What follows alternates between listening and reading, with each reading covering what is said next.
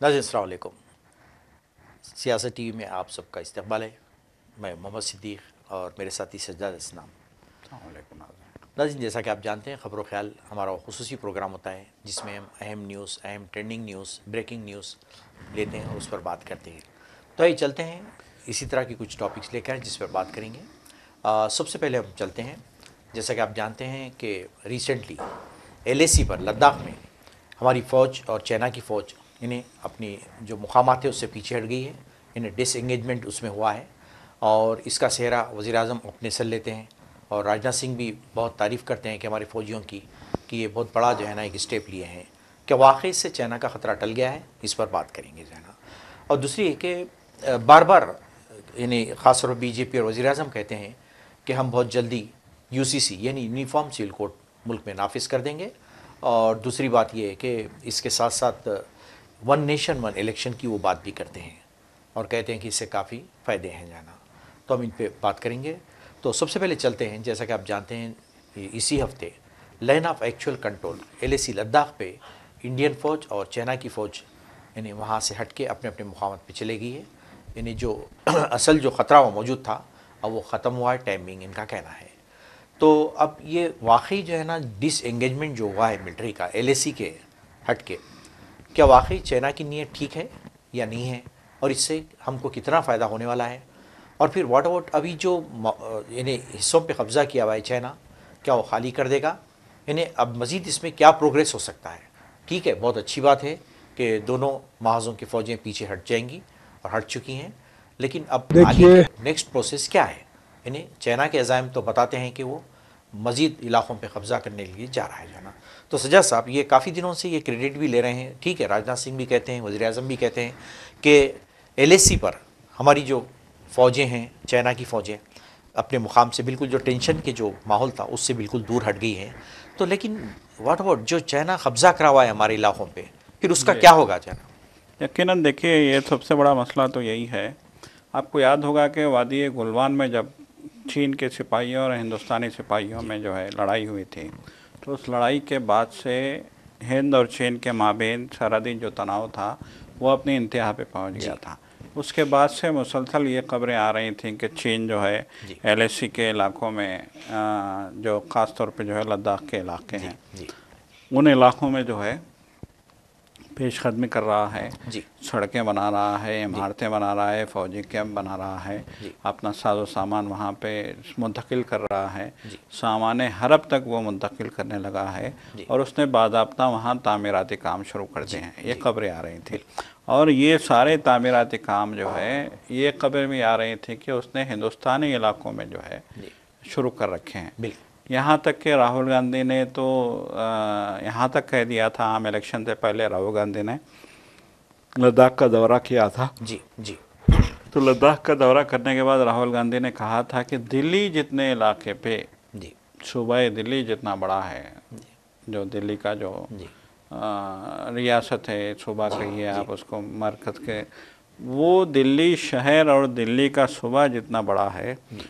उतने बड़े इलाके पे चीन ने कब्जा कर लिया है इंडिया के बिल्कुल लद्दाख में। बिल्कुल जी उन्होंने कहा था, जी उन्होंने कहा था कि जो है हर दिन लद्दाख की वादी या लद्दाख के इलाकों की हम बात करें तो वहाँ पे जो है आम जो वहाँ की मैशियत है या जी वहाँ के लोगों के जो है जी ज़िंदगी की गुजारा जो है वो मवेशियों पे होता है। बिल्कुल मवेशी बिल्कुल जी ख़ास तौर पे जो है भेड़ें, जी भेड़ों को चरवाहे वहाँ पे जी जो है भेड़ बकरियों को चरवाते हैं।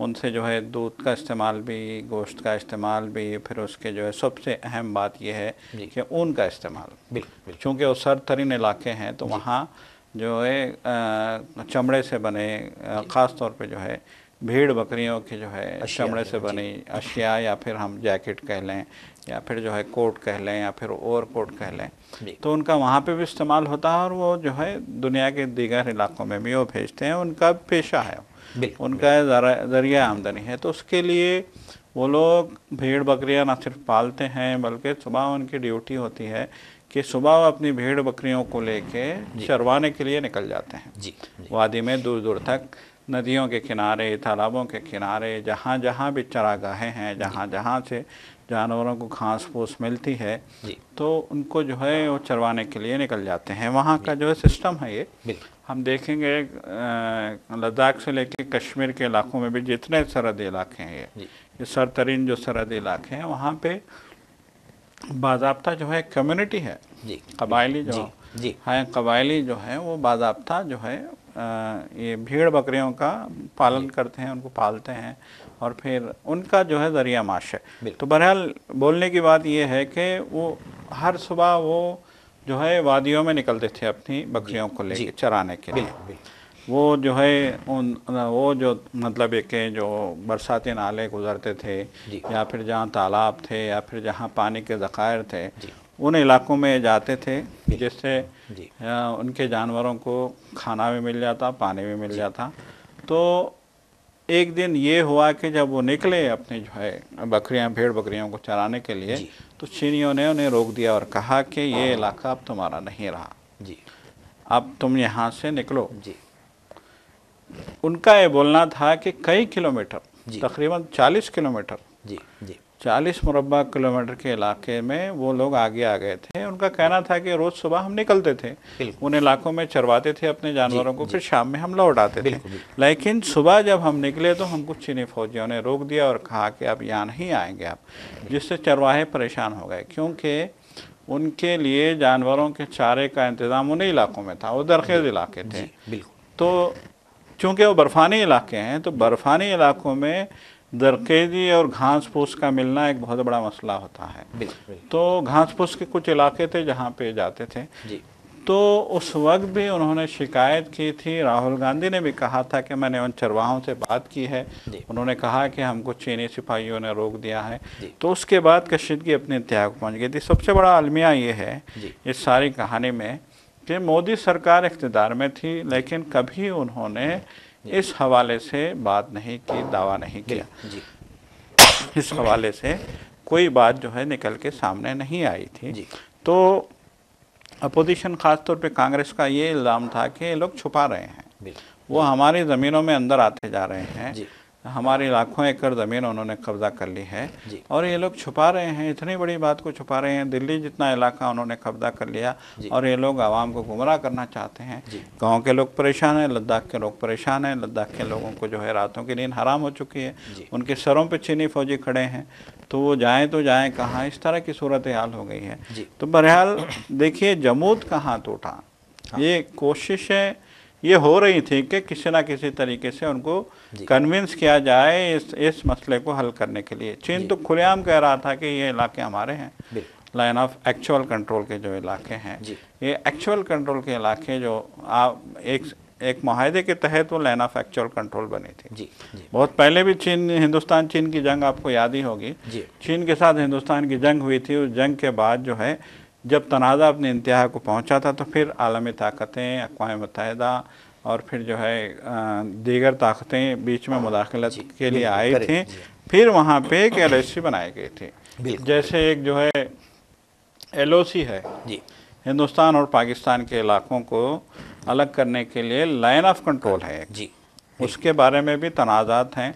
अभी वो भी जो है हल तलब मसला है, अक़वाम मुत्तहिदा में ज़ेर दौरान है। तो उसी तरीके से यहाँ पे भी लद्दाख के इलाकों में और ख़ास तौर पे ये जो है 7 सिस्टर्स के इलाके हैं, ये जो मणिपुर के इलाके हैं, वो इलाके जो हैं वहाँ पे चीन को रोकने के लिए एक LOC बनाया गया था, लाइन ऑफ एक्चुअल कंट्रोल, और उस पर एक माहिदा भी हुआ था उस ज़माने में।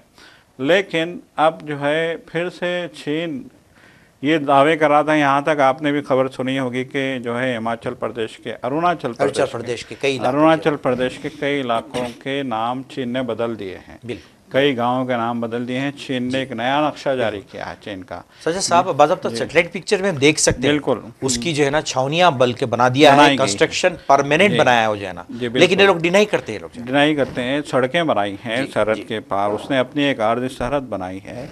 और जो है अरुणाचल प्रदेश, देखिए इससे बड़ा अलमिया क्या हो सकता है कि अरुणाचल प्रदेश को उसने अपनी जो है स्टेट करार दिया, अपनी जो है उसने अपनी जो उसका अपना नक्शा है उसमें शामिल कर लिया और जितने गांव थे उनके नाम उसने बदल दिए। जब जो है इस मामले में हमारे वज़ीर ख़ारजा से बात की गई, जयशंकर से बात की गई, तो उन्होंने कहा था कि नाम में क्या रखा है। बिल्कुल, हाँ। नाम में बदलने दो, नाम में क्या रखा है। कब्जे की बात नहीं, खाली नाम की बात नहीं, बदलने दो। नाम बदला है तो ठीक है, नाम बदल लिया है तो बदलने दो, नाम में क्या रखा है। अब जैसे कि बीजेपी वाले नाम बदल रहे हैं, उन्होंने इलाहाबाद का नाम बदल दिया, उन्होंने मुगल सराय का नाम बदल दिया, उन्होंने औरंगाबाद का नाम बदल दिया, उन्होंने न जाने कितने शहरों के नाम बदले हैं। तो वैसी चाइना, तो नाम में क्या रखा है, चीन ने भी बदल दिए नाम। तो ये सूरत हाल बहुत ज़्यादा संगीन हो गई थी और जो है गले की हड्डी बनी हुई थी इस बीजेपी सरकार की। इनकी रातों की नींद हराम थी। 36 मुज़ाकरात हुए हैं फौजियों के दरमियान, फौज की आला क़यादत के दरमियान। हर बार मुज़ाकरात नाकाम होते रहे हैं। लेकिन हाल ही में जब जो है वज़ीर-ए-आज़म मोदी जो है ब्रिक्स कॉन्फ्रेंस में शिरकत के लिए गए थे, वहाँ रूस गए थे वो ब्रिक्स कॉन्फ्रेंस में शिरकत के लिए, छोटी कॉन्फ्रेंस में। तो उन्होंने वहाँ पे एक जो है ब्रिक्स कॉन्फ्रेंस के जो है साइडलाइंस में चीन के सरबराह से मुलाकात की और इस मुलाकात में सालिसी का किरदार पुतिन ने अदा किया। पुतिन की मौजूदगी में पहले तो दोनों का जो है तारुफ करवाया गया, वज़ीर-ए-आज़म मोदी का और चीन के सरबराह जी जिनपिंग जो आए थे। तो उसके बाद जो है इनकी मुलाकात में इस मुद्दे पे बात की गई, कन्विंस किया गया। न जाने कितनी जो है वहाँ पे बातें हुई हैं, कोई तफसीलात सामने नहीं आई हैं कि क्या शर्तें रखी गई थी, शर्तों को क्या कबूल किया गया, किस बुनियाद पे जो है चीनियों ने अपनी फ़ौज वहाँ से हटाई है, उसके बदले में आप उनको क्या दे रहे हैं, वो क्या ले रहे हैं। बहुत सारी बातें हैं जो राज़ी रहेंगी। हो सकता है जो है मुस्तक़बिल में भी जो है इसका पर्दाफाश ना हो। तो वहाँ पे एग्रीमेंट हुआ। उसके बाद एक खबर आई थी कि जो है कि हिंदुस्तान के इलाकों से, कुछ इलाकों से, पूरे नहीं, कुछ इलाकों से अपने कदम रोकने के लिए चीन ने इत्तेफाक किया है और एक मुआहदा हुआ है। वहाँ पे एक मुआहदा हुआ था, वफूद सिते के जो है मीटिंग में मुआहदा हुआ था। तो उस मुआहदे के बाद फिर इंडिया में जो है दोनों जानिब के फौजियों के माबेन एक मीटिंग हुई। उस मीटिंग में एग्रीमेंट को हतमी शक्ल दी गई। फिर उसके बाद राजनाथ सिंह का बयान आता है दिवाली के दिन कि चीनियों ने उस इलाके से LAC के पास से, LAC के पास, वो भी उन्होंने भी अपनी तकरीर में, राजनाथ सिंह ने भी कहा कि कुछ इलाकों से चीन ने अपने फौजी दस्ते वापस बुला लिए हैं। ये बात उन्होंने कही। उसके बाद मोदी कच्छ में गए थे होली मनाने के लिए, BSF के साथ कच्छ में गए थे। वो इस तरह उसकी बात है, होली के दिन की बात है। तो कच्छ में एक तकरीर के दौरान फिर बड़े ही करोफर से, बड़े ही तमतराक से, बड़े ही जोश खरोश के साथ, बड़े ही जो है घन गरज वाली आवाज़ में उन्होंने कहा कि हमारी एक इंच ज़मीन पे भी जो है कोई कब्जा नहीं कर सकता, हम जो है किसी से समझौता नहीं करेंगे, वगैरह वगैरह वगैरह। तो ये कहानी जो है अभी चल रही है। बहरहाल जो है उम्मीद तो अच्छी है कि यकीनन एक कोशिश हुई है। रूस की जो है सालिसी में चीन के साथ एक बड़ा जो है मुआहदा हुआ है। चलिए, कुछ तो पहल हुई है, कुछ तो पहल हुई है, हम ये कह सकते हैं कि कुछ तो पहल हुई है। लेकिन जो क्रेडिट लेने की जो होड़ लगी है, जो वज़ीर-ए-आज़म भी जो है इसमें बयान दे रहे हैं, वज़ीर दिफा भी इसमें बयान दे रहे हैं, और जो है ये कहा जा रहा है कि अगर मोदी ना होते तो ये ना होता। तो ये बातें जो है वो समझने में आने वाली। बिल्कुल तो चलते हैं। जैसा कि आप जानते हैं कि काफ़ी अरसे से, जब से बीजेपी आई है, बार बार यूनिफॉर्म सिविल कोड की हम बात करते जाते हैं लोग, और साथ साथ आप जानते हैं जैसा कि 1 इलेक्शन 1 नेशन की बात कहते हैं। तो अब ये सवाल ये पैदा होता है कि हालांकि कई एक्सपर्ट, माहिरीन, अपोजिशन जमातों ने कहा है कि इस मुल्क में नामुमकिन है यूनिफॉर्म सिविल कोड, एक सा सिविल कोड नामुमकिन है, क्योंकि यहाँ पे सवों कल्चर है, यहाँ पे तहजीबें हैं और कई ज़बानें हैं बोलने वाले, कई मज़ाहब हैं। तो ये किस तरह से बात करते हैं कि किस तरह जो है ना यूनिफॉर्म सिविल कोड नाफिज कर सकते हैं। तो और दूसरी जानी फिर कहते हैं कि हम एक ही 1 नेशन 1 इलेक्शन है, जो बिल्कुल नामुमकिन सी बात है, और उसको समय पहले पार्लियामेंट को तायद में लेना पड़ेगा, लेके करके पास करना पड़ेगा, फिर उसके बाद अदालत में भी जा सकता है चीज़ें। तो सैयद साहब, ये बार बार ये लोग क्यों नाम लेते हैं, जबकि जो चीज़ प्रैक्टिकल नहीं हो सकती जो है ना। देखिए, सीधी सी बात है, उनको ना वन नेशन वन इलेक्शन से कोई मतलब है, ना ही यूनिफॉर्म सिविल कोड से कोई मतलब है। इलेक्शन आता है तो वो लोग जो है एक सूशा छोड़ देते हैं कि यूनिफॉर्म सिविल कोड, एक्सान सिविल कोड।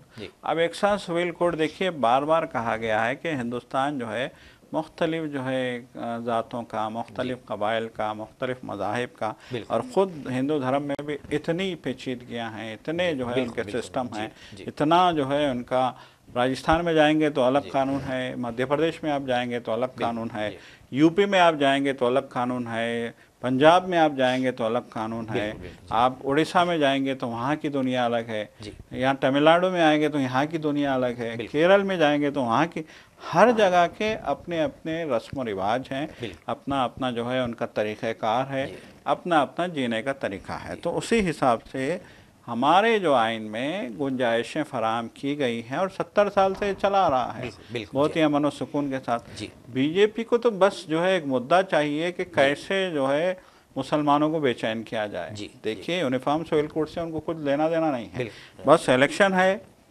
मुसलमानों पे जो है ये कहो कि हम यूनिफॉर्म सिविल कोड ला रहे हैं, आपका जो है, अब जैसे कि आइन ने मुसलमानों को कुरान पे चलने की पूरी आज़ादी दी है। हमारा जो मज़हब है, हमारा जो तरीक़ाकार है, हमारी जो मजहबी आज़ादी है, वो आइन ने हमें पूरी की पूरी मजहबी आज़ादी दे रखी है। हमें नमाज़ पढ़ने की भी आज़ादी है, हमें कुरान पढ़ने की भी आज़ादी है, हमें जो है हमारे मजहबी जो रस्म व रिवाज हैं, रोज़ा रखना है, इबादतें करना है, हज के लिए जाना है, हज का सफ़र करना है और कुर्बानी करना है, ये जितने भी हमारे जो है जो भी जो है हमारे मजहबी अमाल हैं, उसकी हमें पूरी पूरी इजाज़त आइन ने दे रखी है। हमारे जो शादी के तरीक़ेकार हैं, तलाक़ के जो हमारे तरीक़े हैं, कुला के जो हमारे तरीक़े, ये हमारी शरीयत ने विरासत है, शरीयत ने सारी की सारी चीज़ें खुल के कह दी है। और इस्लाम, हर इस्लाम का मानने वाला शरीयत की रूह से अपनी काम करने में आज़ाद है। हमारी मजहबी आज़ादी अपनी जगह है, तो अब इसमें जो है मुदाखलत की कोई गुंजाइश नहीं है। लेकिन बीजेपी बार बार ये कहती है कि 2 शादियां आप नहीं कर सकते, आप जो है लड़की का हिस्सा कम, लड़के का हिस्सा ज़्यादा नहीं कर सकते जायदाद की तकसीम में। वो इस तरह की जो है हथकंडे इस्तेमाल करती है। देखिए, उसूल तो अपनी जगह है, तरीक़े तो अपनी जगह हैं, आप अपने हिंदू मजहब में यूनिफॉर्मिटी नहीं ला सकते। बिल्कुल हर जगह उनके अपने रस्म रिवाज हैं, बिल्कुल अलग है। आप राजस्थान जाइए, उनका तरीका अलग है, आप केरला जाइए, उनका तरीका अलग है, आप तमिलनाडु जाइए, उनका तरीका। तो ये इस मुल्क की हमेशा से खूबसूरती यही रही है कि यहाँ हर एक को अपनी जो है मजहबी आज़ादी दी जाए, अपनी जो है अपने अपने मजहब पे चलने की उनको आज़ादी दी जाए। यही अब तक चला आ रहा है, यही चीज़ें हिंदुस्तान को जो है एक अजीम मुल्क बनाती हैं। लेकिन अफसोस कि आज जो है महज अपने वोट बैंक के लिए, महज अपने इख्तिदार के लिए, महज इख्तिदार की हवस के लिए ये शूशे छोड़े जाते हैं जो नामुमकिन है। उस पर जो है एक हंगामा बपा किया जाता है। बस कह दिया कि यूनिफॉर्म सिविल कोड लागू करेंगे, कोई मतलब नहीं है आपको लागू होगा कि नहीं होगा, मुमकिन है कि नहीं है, क्या है। पब्लिक को रोजगार देना तो आपको नहीं है, पब्लिक को रोटी देने के आप जो है रवादार नहीं है। पब्लिक की महंगाई, जो महंगाई से पब्लिक बेहाल है, उस पर आपको कोई मतलब नहीं है। बस आपको कुछ नहीं, बस एक मुसलमानों के हवाले से कहते रहो। अभी मैं देख रहा था आसाम के चीफ मिनिस्टर बसवा शर्मा झारखंड में तकरीर कर रहे थे। पूरी तकरीर में उनका एक ही टारगेट था, मुसलमान। वो कह रहे हैं कि हमारे ज़िले में इतने मुसलमान थे, अब इतने हो गए। हमारे आसाम में जो है मुसलमानों की तादाद 3% थी, अब 42% हो गई। मुसलमान बढ़ रहे हैं और आप लोग जो है कम हो रहे हैं। खौफ दिलाया जा रहा है मुसलमानों से। वो कह रहे हैं कि मुसलमान यूनाइट होकर एक ही पार्टी को वोट देते हैं, कांग्रेस को, या फिर जो है जो भी सेकुलर पार्टियां हैं, और हिंदू का वोट बढ़ता है। जी बिल्कुल। वो कह रहे हैं कि हम बढ़ते हैं इसलिए हम हार रहे हैं। कहाँ हार रही है बीजेपी, आप बताइए। आप बीजेपी मुसलसल 2 सीट थे बीजेपी के, तो 92 की अगर आप हिस्ट्री देखेंगे उठा के, 90 की हिस्ट्री देखेंगे तो 2 MP थे उनके।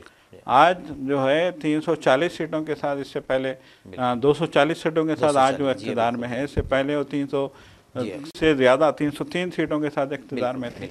तो आपका कोई मसला नहीं है, बस इलेक्शन आता है तो आप मसला बना देते हैं, कभी यूनिफॉर्म सिविल कोड तो कभी ये तो कभी वो, क्योंकि आपको ना नौकरी देना है, ना रोज़गार देना है, ना महंगाई पे कंट्रोल करना है, ना ही इस मुल्क की तरक्की के लिए आपको कोई कदम उठाना है।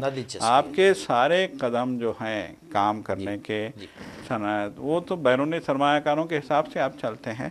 तो यही मसला है कि आज जो है महाराष्ट्र में इलेक्शन है, झारखंड में इलेक्शन है, तो फिर से यूनिफॉर्म सिविल कोड का याद आ गया, शूशा छोड़ दिया गया है। तो नाज़रीन, जैसा कि आप जानते हैं, ये सिर्फ इलेक्शन गिमिक की हद तक महदूद है। ये जिस किस्म की बातें करते हैं जो प्रैक्टिकली इम्पॉसिबल है, हिंदुस्तान जैसे मुल्क में ये बिल्कुल ये नामुमकिन है कि एक साथ सिविल कोड नाफिज किया जाए, और ना ही जो वन इलेक्शन वन नेशन की बात करते हैं ये भी यहाँ पे मुमकिन नहीं है। और कहते हैं कि चंद अखराजात को बचाने के लिए हम एक साथ जो है ना इलेक्शन वहाँ पे कराते रहेंगे, एक साथ करेंगे, जो नामुमकिन है। खरगे ने भी कहा कि ये बिल्कुल नामुमकिन सी बात है।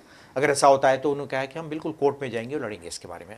तो नाज़रीन, ये तो कुछ इंपॉर्टेंट बात है, इंपॉर्टेंट टॉपिक जिस पे हम बात किए आपसे। तो इंशाल्लाह फिर इजाज़त दीजिए, इंशाल्लाह नेक्स्ट सेशन में फिर नेक्स्ट टॉपिक के साथ आपसे हम मुखातिब होंगे। तो जब तक के लिए इजाज़त दीजिए, अल्लाह हाफ़िज़, खुदा हाफ़िज़।